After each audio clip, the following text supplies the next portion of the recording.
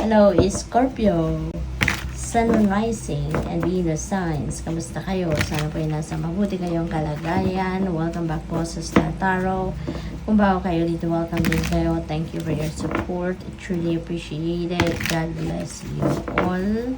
Maraming salamat sa inyong mga likes and subscribes. Sa mga comments po, maraming salamat. Scorpio, this is an offer of love. So, mayroon ditong manliligaw siguro sa iba sa inyo. Kung kayo ay single pa, baka mayroong manliligaw. Merong mag-o-offer sa inyo ng pag-ibig. You know, merong gustong pakasalan ka. Merong magpo-propose sa inyo.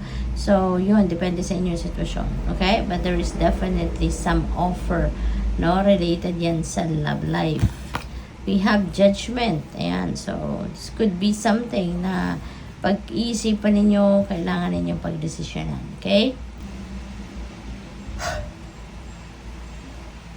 Travel na gaganapin dito, no? So, siguro meron kayong pupuntahan, mag-abroad kayo, mamamasyal, or baka related sa negosyo or trabaho, no? Hermit, maaring pagod na kayo, kakaisip, no? Kakaplano, kaya kailangan ninyo na magpahinga din muna sa ngayon. Okay? Parang iniimbitahan kayo dito na mag-rest muna kayo, mag-relax, mag-rejuvenate. Kasi kailangan ninyo ng balanse, kailangan ninyo ng focus, yung gano'n. Okay?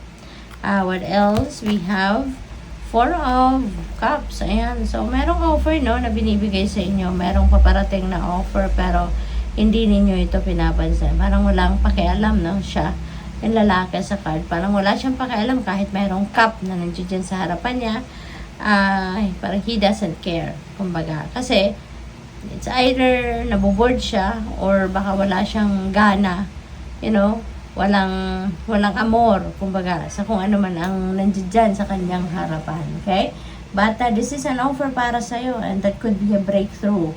Kaya, ginire-remind kayo na, teka lang, no, Scorpio, merong offer sa'yo, tignan ninyo to, pansinin ninyo, no, consider it before you totally ignore it, okay? Dahil yan ay biyaya, no? Para sa inyo. So, tignan natin kung ano pa ang ganap for Scorpio. We have number 13, wealthy man. Ayan. So, maybe you're dealing with a wealthy man sa ngayon.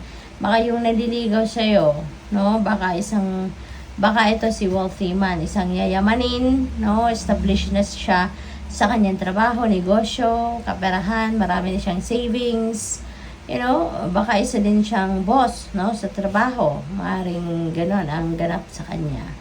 At baka yan ang mapapangasawa ninyo or baka yan ang magpo-propose sa inyo. We have thoughts. Meron ditong iniisip kayo that could be someone like siguro babae, iniisip ninyo, no? Maaring yung babaeng ito could be linked, no, to this wealthy man.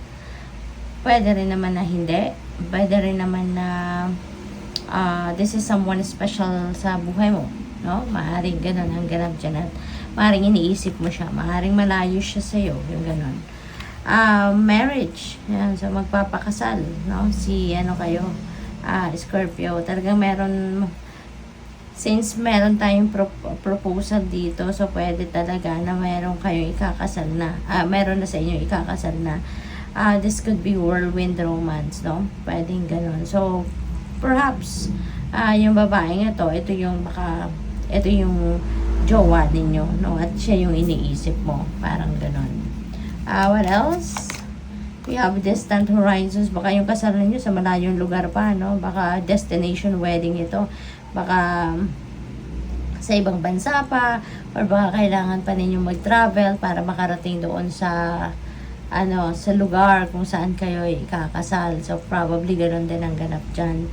Pwede rin naman na ibang sitwasyon ito. Baka ang iba sa inyo dito, baka pupunta kayo sa malayong lugar, baka opportunity ito para sa trabaho. Pwede rin na meron kayong travel, no? Baka magta-travel kayo for whatever reason other than marriage, 'di ba? So baka merong travel na pasyal, baka magbibisita sa mga loved ones niyo, mga ganon. Community. Ayan. So ang iba siguro sa inyo dito is Scorpio.